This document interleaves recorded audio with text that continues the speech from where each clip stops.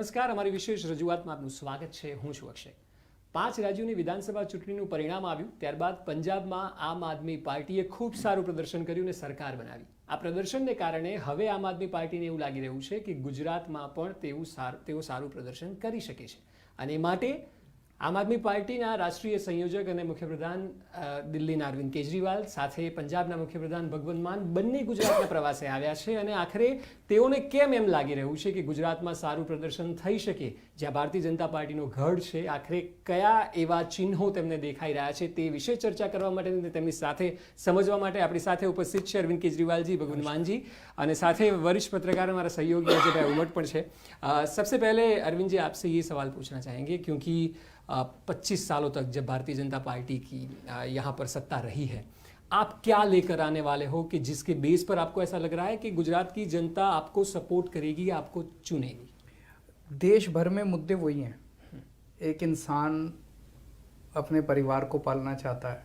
दिल्ली में हमारी सरकार बनी 5 साल के अंदर आज दिल्ली के सरकारी स्कूल शानदार हैं. डोनाल्ड ट्रंप साहब जब देश में आए थे, उनकी वाइफ मेलेनिया ट्रंप हमारे दिल्ली के सरकारी स्कूल देखने आई. मैंने पता किया पूरी दुनिया में घूमते थे वो और किसी भी देश में कोई स्कूल नहीं देखने गए. मेलेनिया ट्रंप दिल्ली का सरकारी स्कूल देखने के लिए आई. इतना अच्छा हो गया, स्कूल अच्छे हो गए. दिल्ली के लोगों को हमने, पूरे दिल्ली के लोगों को कोई भी बीमारी हो जाए, चाहे अमीर हो चाहे गरीब हो, सारा इलाज मुफ्त होता है. दिल्ली के लोगों का इलाज अच्छा दिया, शिक्षा अच्छी दी, सड़क अच्छी कर दी, बिजली 24 घंटे फ्री कर दी. 24 घंटे हो फ्री है बिजली.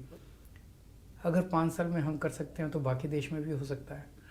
उसी को देख के पंजाब के लोगों ने हमें वोट दिया कि आप भी कीजिए. गुजरात के लोगों की भी वही समस्याएं हैं. मुझे पता चला आज इन्होंने अभी सरकार शुरू की है, इन्होंने 25,000 सरकारी नौकरियां बनते ही निकाल दी.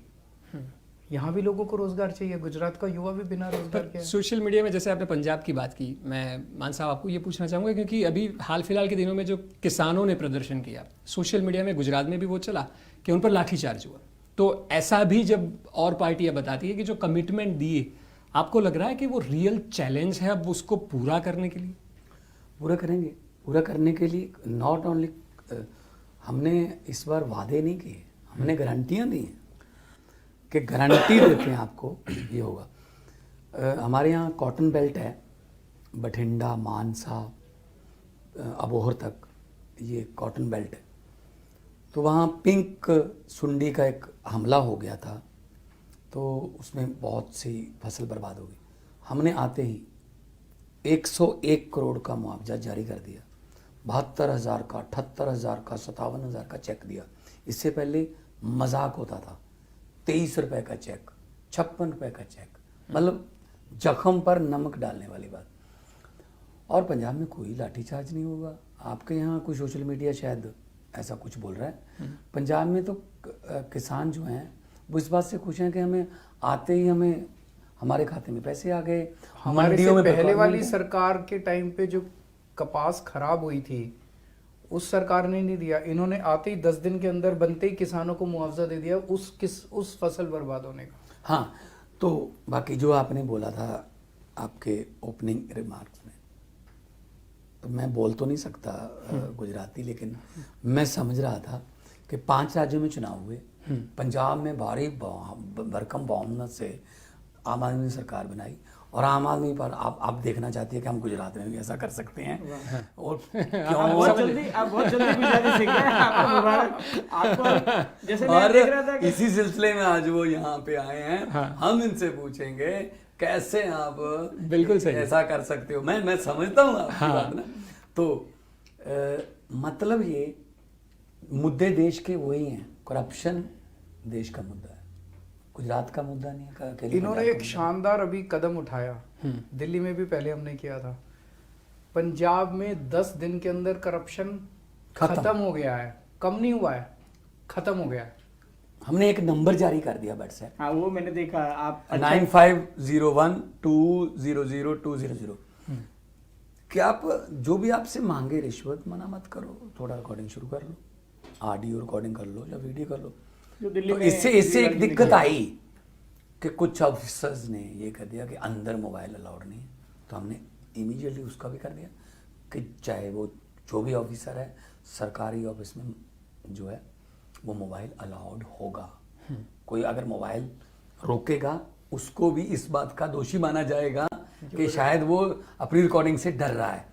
और एक सबसे बड़ी बात जो हमने की, पंजाब में और दिल्ली में तो हो चुका है, किसी भी सरकारी ऑफिस में मुख्यमंत्री की तस्वीर नहीं लगेगी, उसमें शहीद आजम भगत सिंह और बाबा साहब अम्बेडकर की तस्वीर लगेगी। सर उसको लेकर भी एक कंट्रोवर्सी हुई है कि गांधी जी की क्यों नहीं लगाए, हमने मना नहीं किया, अच्छा, कोई मना नहीं क्योंकि किया। गांधी जी की तस्वीर क्यों नहीं नहीं लगानी चाहिए, है ना? हाँ, बिल्कुल क्योंकि लगानी आप चाहिए। गुजरात में आए, आप गांधी जी से शुरुआत की, अच्छी बात है, लेकिन एक कंट्रोवर्सी हुई है कि गांधी जी बिल्कुल की क्यों हमने नहीं। ये कहा कि मुख्यमंत्री की नहीं लगी। नहीं, वो अच्छी बात है, वो अच्छी बात है, किसी नेता की नहीं लगेगी। किसी की नेता की नहीं, वो अच्छी बात है, लेकिन अच्छी बात है कि आप गुजराती समझ गए। और केजरीवाल जी ने तो आज कैंप शो से शुरुआत भी की। केजरीवाल जी, एक बेसिक सवाल है, देखिए आप पंजाब में जीत गए, बहुत बहुत बधाई, लेकिन 4 राज्य जो है आप कह रहे हो कि पूरे देश में यही इश्यू है, तो उत्तर प्रदेश में भी यही इश्यू था, अनएम्प्लॉयमेंट थी, गरीबी थी, वहाँ तो मतलब वो एनिमल्स का भी स्ट्रे एनिमल्स के भी इश्यूज थे, वहाँ तो फार्मर एजिटेशन भी था, जाट बेल्ट में सिख लोग काफ़ी नाराज थे।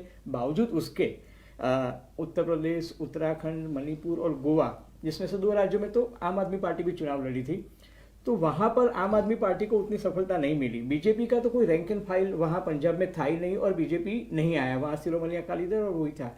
मेरा सवाल ये है सर कि गुजरात एक ऐसा स्टेट है, खास करके केजरीवाल जी आपसे, कि जहाँ अभी तक 2 पार्टी सिस्टम ही ज़्यादा रही है। पहले 3 भूतपूर्व मुख्यमंत्री जो काफ़ी कदावर उनका कद माना जाता था, जैसे चिमन भाई पटेल है या शंकर सिंह वाघेला है या केशुभाई पटेल तो पाटीदार के सबसे बड़े नेता माने जाते थे। वो उन्होंने जब अलग पार्टी बनाई भारतीय जनता पार्टी से निकल के, उनको सिर्फ 2 सीट मिली, एक विसावदर की और गारी की। शंकर सिंह वाघेला जब चुनाव लड़े तो उनको सिर्फ 4 सीट मिली। तो गुजरात एक ऐसा स्टेट है कि जहाँ 3rd ऑप्शन जो है वो लोग इजीली एक्सेप्ट नहीं करते हैं। इस बैकग्राउंड पे मेरा ये सवाल है कि आपके पास अभी यहाँ रैंक फाइल संगठन नहीं है, तो टाइम पीरियड तो शायद बहुत कम है, हो सकता है चुनाव जल्दी भी हो जाए, तो आप क्या करोगे मतलब उसमें? आज मैंने बोला कि हम कोई बीजेपी को हराने नहीं आए जी, हम कोई कांग्रेस को भी हराने नहीं आए, राइट। हम देश को जिताने के लिए आए हैं, हम गुजरात को जिताने के लिए आए हैं, हम गुजरातियों को जिताने के लिए आए हैं। आज देश के अंदर एक फ्रेश पॉलिटिक्स की शुरुआत हुई है, एक फ्रेश हवा बह रही है, बिल्कुल फ्रेश एनर्जी है, नई पार्टी, नए चेहरे, नई राजनीति, जिसको दिल्ली के लोगों ने मौका दिया, पंजाब के लोगों ने मौका दिया, गुजरात के लोगों के भी वही मुद्दे हैं। गुजरात में सरकारी स्कूलों का बहुत बुरा हाल है, लोग चाहते हैं कि सरकारी स्कूल अच्छे हों। गुजरात में प्राइवेट स्कूल वाले हर साल अनाप शनाप फीस बढ़ा देते हैं। इन्होंने अभी ऑर्डर जारी किया, पंजाब में अब कोई फीस नहीं बढ़ाई जाएगी प्राइवेट स्कूलों की। दिल्ली में हमने 7 साल से किसी प्राइवेट स्कूल को फीस नहीं बढ़ाने दी, 7 साल से। यहाँ भी चाहे उसको केजरीवाल इम्पैक्ट को, यहाँ भी फी रेगुलेशन कमेटी आ गई है, यहाँ भी चलिए, तो एक अच्छा है गुजरात के, मतलब एक प्रेशर ग्रुप बनेगा, तो आम आदमी पार्टी हमारा प्रेशर ग्रुप बनेगी या चुनाव में फुल हमारा नहीं सर जो जहाँ पे आप कौन सी कमेटी कह रहे हो? फी रेगुलेशन कमेटी, उसी की मर्जी से अब बढ़ भी रही हैं, सिर्फ कमेटी बनी है। मुझे ये आज मुझे कोई गुजरात के एक टीचर आए थे मेरे पास, हाँ, वो कह रहे हैं जी वो तो कमेटी बनाई है। अभी ट्विटर पे जो ट्विटर वॉर हुआ एजुकेशन मिनिस्टर्स के बीच में दोनों स्टेट के, आप ये बताइए कि दिल्ली का एजुकेशन मॉडल क्या है, क्योंकि गुजरात मॉडल पर तो देश पर भी सत्ता हो रही है, तो आप ये बताइए चैलेंज कैसे करेंगे या फिर किस तरह लोगों के सामने जाएंगे? मैं आपको इनवाइट करता हूँ, आपके चैनल के जरिए गुजरात के सभी भाइयों बहनों को इनवाइट करता हूँ, दोस्तों को इनवाइट करता हूँ, आप दिल्ली आइए, किसी भी सरकारी स्कूल में घुस जाइए, किसी भी सरकारी स्कूल में, और आप खुद देखिए कि सरकारी स्कूल, अभी कल स्टेलिन साहब तमिलनाडु के मुख्यमंत्री हमारा स्कूल देखने के लिए आए थे। सरकारी स्कूल इतने शानदार हो गए हैं और वो अच्छे हो गए, इसके सबसे बड़े 2 प्रमाण हैं। इस साल 4.25 लाख बच्चों ने दिल्ली में प्राइवेट स्कूल से नाम कटा के सरकारी स्कूल में भर्ती हुए, बड़े बड़े स्कूलों से नाम कटा के। ये बड़ी बात है। हमारे सरकारी स्कूलों के इस बार 12वीं के नतीजे 99.7% नतीजे, कभी सुना था सरकारी स्कूलों के नतीजे? हमारे सरकारी स्कूलों के बच्चे अब इंजीनियर बन रहे हैं, नीट क्लियर कर रहे हैं, IIT JEE के एग्जाम क्लियर कर रहे हैं। તો ગુજરાતમાં આમ આદમી પાર્ટીની રાજનીતિને લઈને આગળ પણ આપણે ચર્ચા કરવાની છે. એ પહેલા હાલ સમય થયો છે એક બ્રેકનો.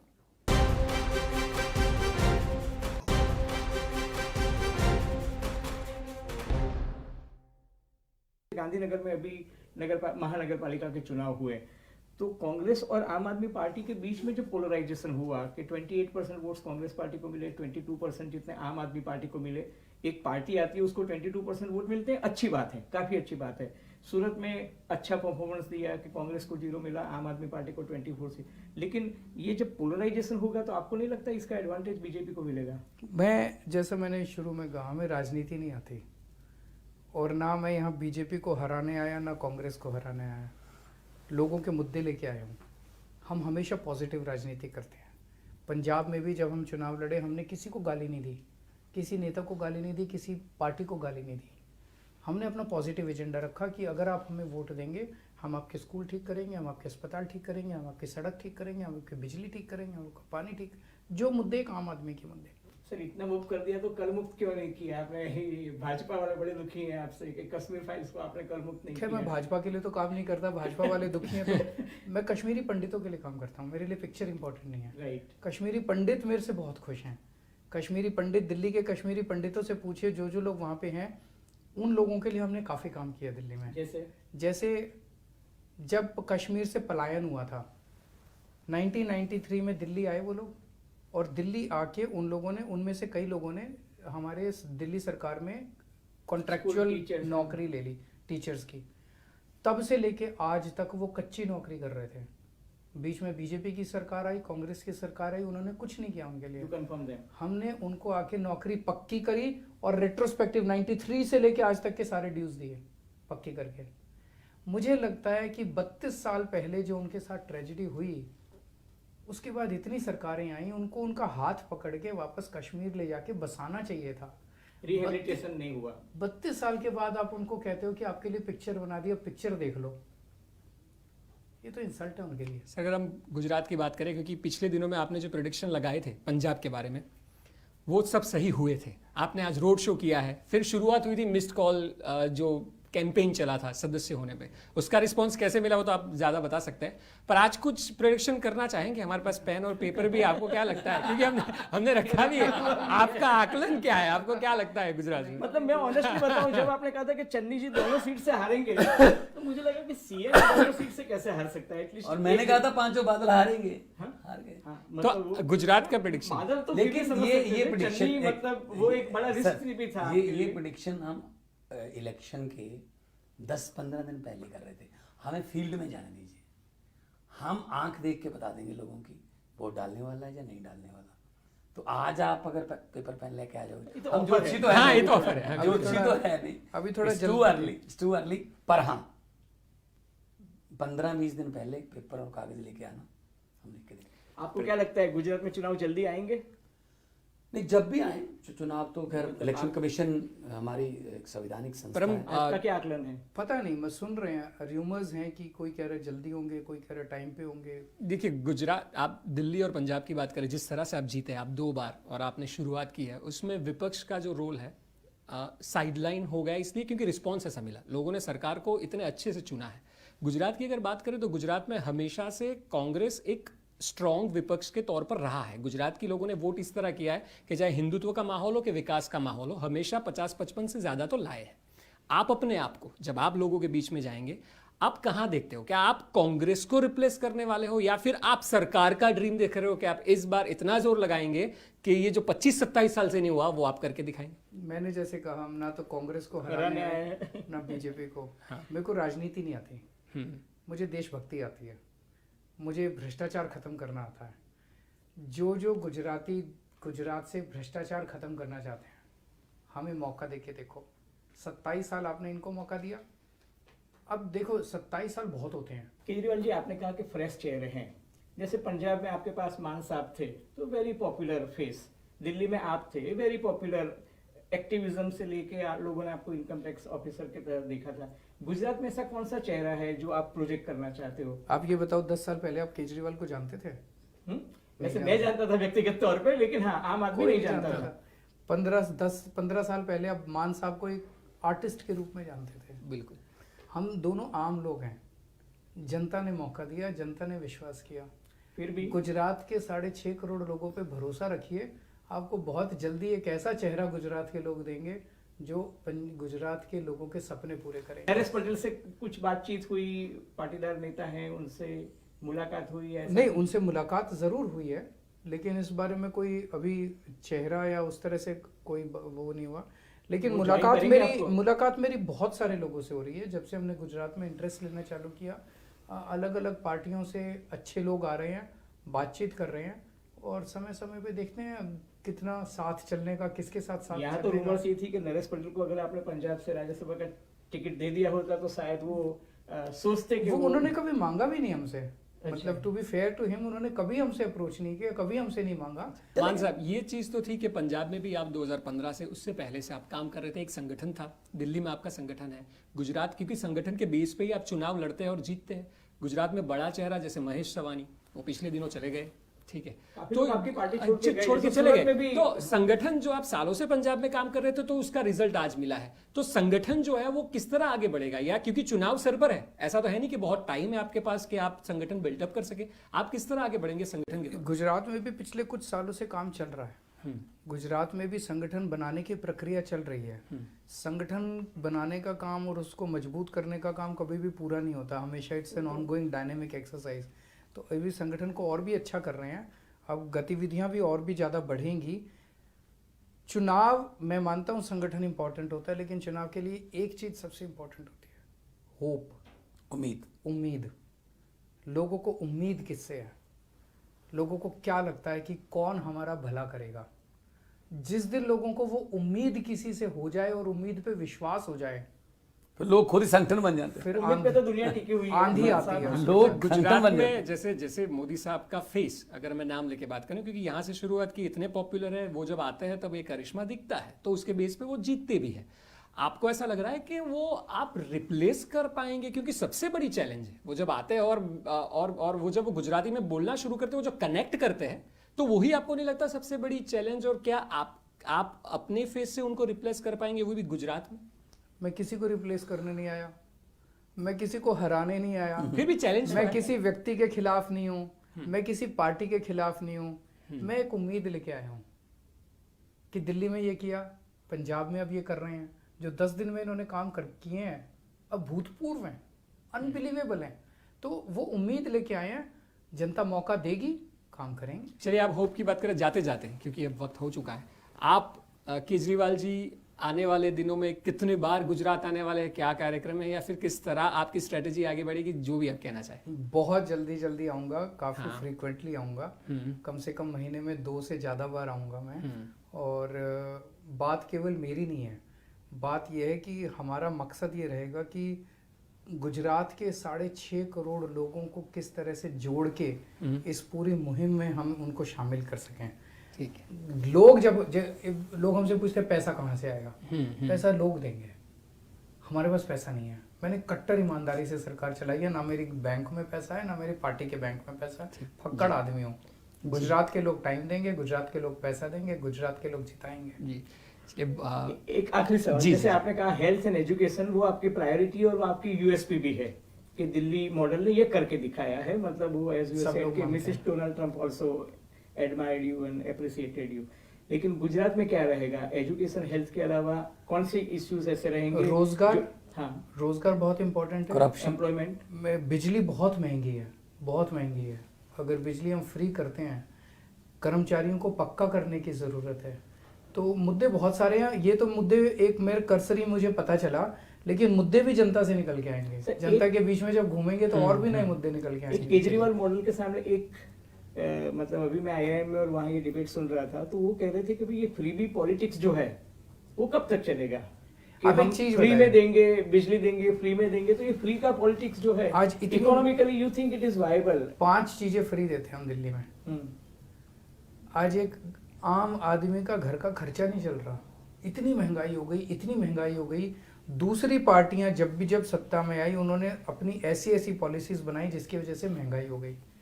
अब इतनी महंगाई में अगर मैं दिल्ली के किसी घर की बिजली फ्री कर देता हूँ, उसके 3-4 हज़ार रुपये महीना बच जाते हैं, उसको थोड़ा सुकून मिलता है। अगर मैं किसी के बच्चों की शिक्षा फ्री कर देता हूँ, उसके 3 बच्चे हैं, 4-4 हज़ार रुपये महीना, 12,000 रुपये अगर उसके बच गए, उसकी फ़ायदा है। उसका सारा हेल्थ सर्विसेज हमने फ्री कर दी, उसकी दवाइयों का, घर में कोई बीमार होता है उसको फ़ायदा मिल गया, उसको पानी फ्री देते हैं हम, और महिलाओं को सफ़र फ्री देते हैं। 5 चीज़ें देते हैं। 5 चीज़ें एक आम आदमी की ज़िंदगी से जुड़ी हुई हैं। ये कैसे देता हूँ मैं? बजट में भ्रष्टाचार कैसे- खत्म कर दिया मैंने। मैं आपको लीकेज- बता रहा हूँ, अंदर लीकेज बंद आके कर। मैंने ये देखा है, इतना ज्यादा भ्रष्टाचार होता था, इतना ज्यादा भ्रष्टाचार होता था, मैंने और कुछ नहीं किया, भ्रष्टाचार खत्म कर दिया, पैसा ही पैसा बचने लग गया। नहीं, आप फ्री भी उस समय बोल सकते हो, अगर दिल्ली को कर्जे में डुबोकर लोगों को मैंने फायदा- कर्जा नहीं लिया, मैंने फ्रेश कोई नया टैक्स नहीं लगाया, उतना ही टैक्स, उससे कम अच्छा, कर दिए पर टैक्स। आप डिबेट अभी आपने केंद्र कहाँ पे सरकार के देखी? पास ये- गए भी ये- थे। ये डिबेट आपने कहाँ पे देखी थी? आज ऐसे मतलब आइए। some few economists तो discussing गैस सिलेंडर पे कोई डिबेट हो रही है? हम्म? पेट्रोल और डीजल के दाम पर कोई डिबेट हो रही है? होनी चाहिए। क्यों? जब जब जब इससे जो क्रूड ऑयल था 50% पे था, $76 पे था, तब भी ऊपर थे। अब कहते हैं यूक्रेन के साथ जंग लग गई, अब तो 80 पैसे हर पर रोज। फिर- आप आज ही 12 बजे से पहले अपना गाड़ी में तेल चढ़वा लीजिए, कल 80 पैसे और आ रहा है। वो तो सर मान साहब, फिर केंद्र सरकार से पैकेज बहुत की हुई जरूरत महंगाई पड़ती की है। मार, अब की बार ये बार, मतलब कम ऑन। अगर उस समय में, उस मौसम में, उस माहौल में हम जनता का पैसा जनता पर लगा रहे हैं, तो अमेरिका कनाडा भी 5,000 $10,000 उन्होंने कोरोना के समय दिए हैं, और सिंगल मदर को कभी उसको बोलते हैं सोशल सिक्योरिटी, तो फ्री भी बदल के इसको सोशल सिक्योरिटी बोलना मैं चाहिए। मतलब उसी चलिए ठीक है, बिल्कुल आप दोनों ने अपना वक्त दिया और हमसे बात की, इसके लिए बहुत बहुत शुक्रिया। Thank you so much, thank you. तो- best wishes for Gujarat. Thank you. તો બંને નેતાઓ એક આશા ચોક્કસ Hope રાખી never રહ્યા છે dies. કે So- 100% ગુજરાતમાં સફળતા મળશે। જો કે તો આગામી સમયમાં જ્યારે જેમ જેમ સમય જશે ને ઇલેક્શન નજીક આવશે ત્યારે ખ્યાલ આવશે કે આખરે પ્રજા છે તે જનાદેશ કોના પક્ષમાં આપે છે। मैं વિશેષ बताऊं, आपने कहा है, आपका दोनों को धन्यवाद। जैसे जैसे इलेक्शन नजदीक आते रहेंगे, इनको बार बार हम आपको दिखाते रहेंगे। वो शायरी कहना नहीं चाहोगे? थैंक यू, बहुत बहुत शुक्रिया, थैंक यू। Thank you.